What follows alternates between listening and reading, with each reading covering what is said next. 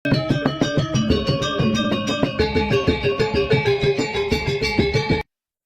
Assalamualaikum warahmatullahi wabarakatuh. Selamat pagi, perkenalkan dengan saya Priyaji Iman Prakoso dan selamat datang di mata kuliah Dasar-Dasar Manajemen dari Program Studi Tata Kelola Seni. Sebagai pengantar teman-teman, saya pikir sudah mengalami atau melakukan praktik manajemen mau itu secara sadar ataupun tidak. Karena teman-teman pasti dari bangun tidur di pagi hari sampai nanti kira-kira mau sarapan, kira-kira nanti mau makan siang, itu sudah memikirkan kira-kira mau makan apa. Kemudian kalau misalnya teman-teman juga melakukan pekerjaan atau berkuliah, pasti juga memikirkan kira-kira mau berangkat jam berapa dan menggunakan kendaraan apa. Nah, seperti itulah pola-pola manajemen secara sederhana. Saya pikir teman-teman sudah melakukan itu setiap hari ya. Cuman masalahnya di sini adalah ketika teman-teman melakukan itu secara sadar atau tidak, di bawah kendali 100% dari diri teman-teman atau tidak, itulah yang membedakan ilmu dari manajemen dan manajemen secara organik.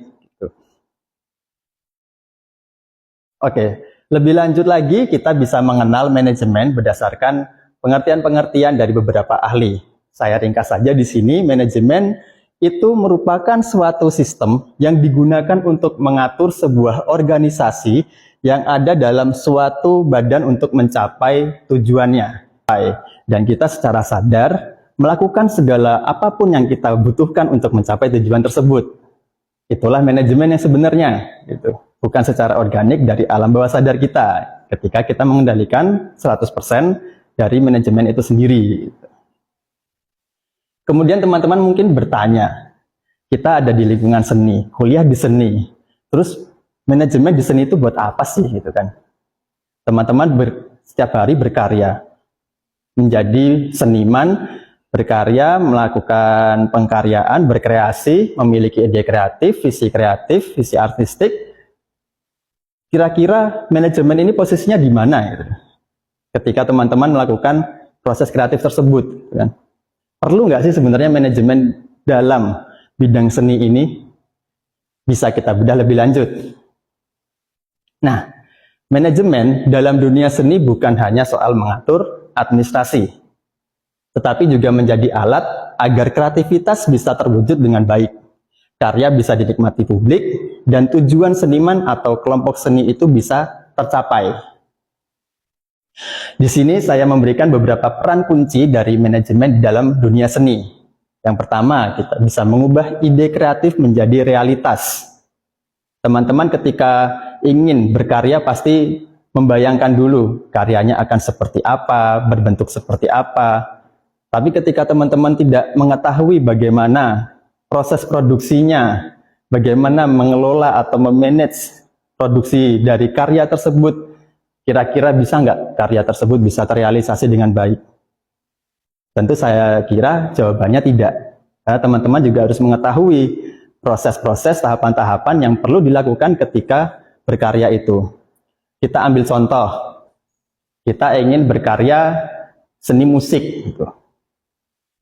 Tapi kita tidak tahu bagaimana proses perekaman, kita tidak tahu bagaimana proses pengatur pencahayaan ketika mengambil video, tapi kita juga tidak tahu bagaimana cara memainkan alat musiknya. Itu yang paling sederhana. Tentu hasilnya tidak akan sesuai dengan apa yang kita inginkan. Ide kreatif kita, visi artistik kita tidak bisa terwujud atau terrealisasi dengan baik. Nah, untuk mencapai itu, kita perlu mengelola sumber daya seni. Ini yang kedua, mengelola sumber daya seni. Banyak sumber daya seni, yang kita tahu pasti ada sumber daya manusia pasti. Si senimannya lah, atau audiensnya masyarakat, atau nanti ada peran sutradara, atau kurator di situ. Selain itu juga ada sumber daya finansial. Ini pasti akan mendukung sekali untuk proses kreatif kita, karena tanpa ada dukungan finansial, proses kreatif kita tidak bisa berjalan dengan baik. Kemudian ada sumber daya material. Kita juga perlu mengetahui kira-kira dalam pembuatan karya seni ini material-material apa yang perlu kita butuhkan. Itu. Yang ketiga ada memastikan kolaborasi berjalan dengan lancar. Proses kreatif pembuatan karya seni itu tidak hanya terkungkum dalam satu manusia saja, kita perlu pasti membutuhkan banyak aspek, banyak kolaborasi di berbagai bidang. Kita mungkin sebagai seniman merasa saya membuat karya seni itu ya sudah untuk diri saya sendiri, saya bisa apapun itu melakukan ini sendiri. Tapi ternyata tidak seperti itu di lapangannya, di kenyataannya. Kita pasti tahu, seperti yang saya sebutkan tadi, kita butuh ada finansial di situ. Tentunya kolaborasi kepada stakeholder, mau itu berdasar dari pemerintah atau pemberi dana CSR, kita pasti perlu itu untuk memberlangsungkan keberlanjutan dari proses kreatif kita dalam berkarya seni.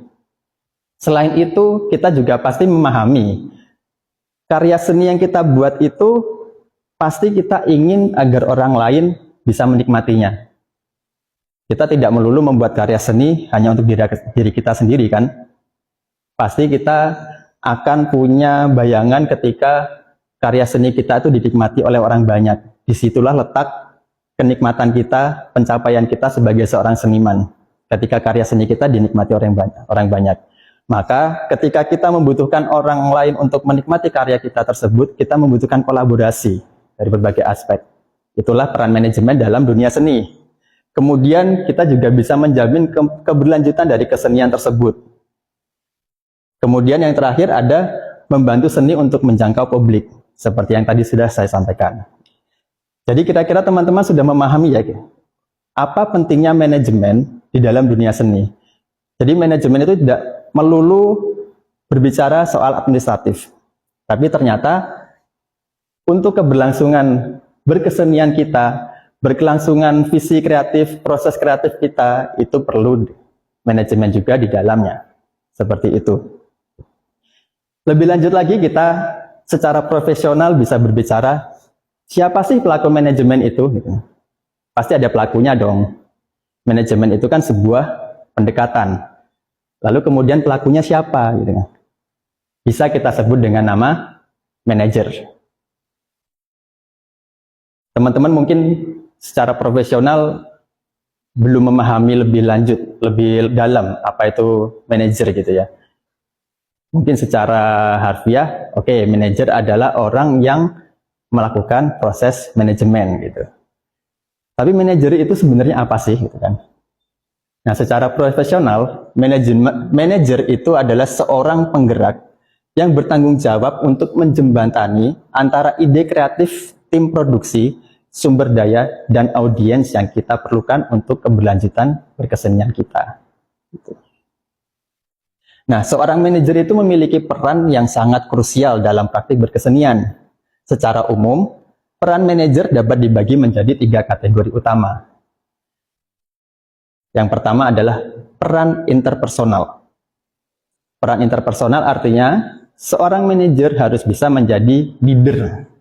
Leader artinya secara aktif memotivasi, membangun kesadaran dari anggota-anggotanya supaya mau bergerak untuk mencapai visi atau tujuan yang tadi telah ditetapkan dalam berkesenian.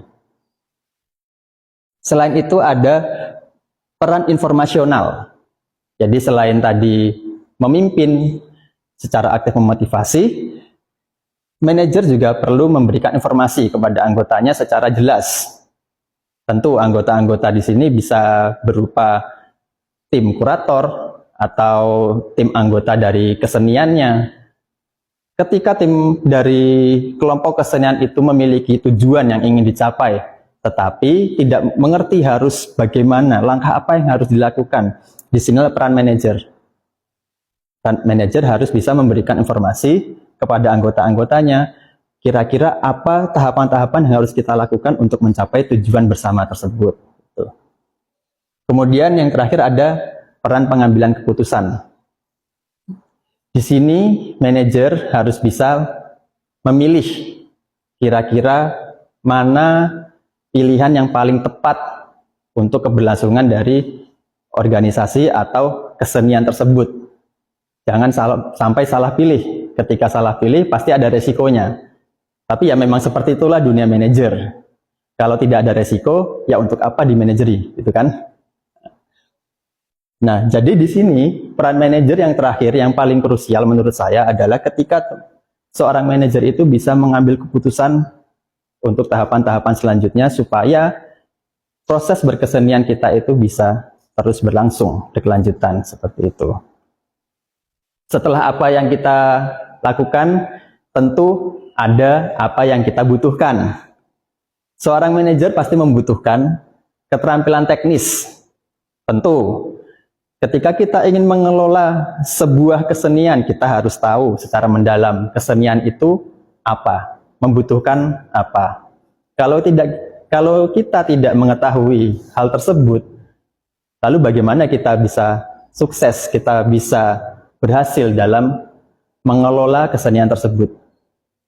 Pasti akan ada halangan-halangan secara teknis yang sebenarnya itu adalah hal yang mungkin ringan, mungkin dianggap remeh-temeh, tapi ketika kita tidak mengetahui itu, tidak memahami itu secara mendalam, ya sudah, kita tidak bisa melakukan proses manajerial dengan baik. Proses berkesenian kita akan berhenti di situ saja. Seperti contoh, kita ingin mengadakan sebuah festival atau pameran atau konser, tapi kita tidak tahu kira-kira kalau kita menaruh lighting di sini, pencahayaan di sini, atau kita menaruh sound system di sini, itu akan mengganggu pengunjung atau tidak? Itu akan mengganggu si senimannya sendiri atau tidak dalam berkarya? Suaranya terlalu bising atau mungkin cahayanya menyilaukan?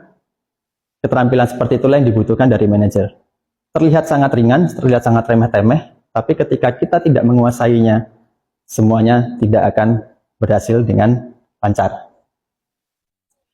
Kemudian ada keterampilan inti dalam diri kita sendiri. Ini bisa kita sebut dengan keterampilan interpersonal. Salah satunya ada komunikasi efektif.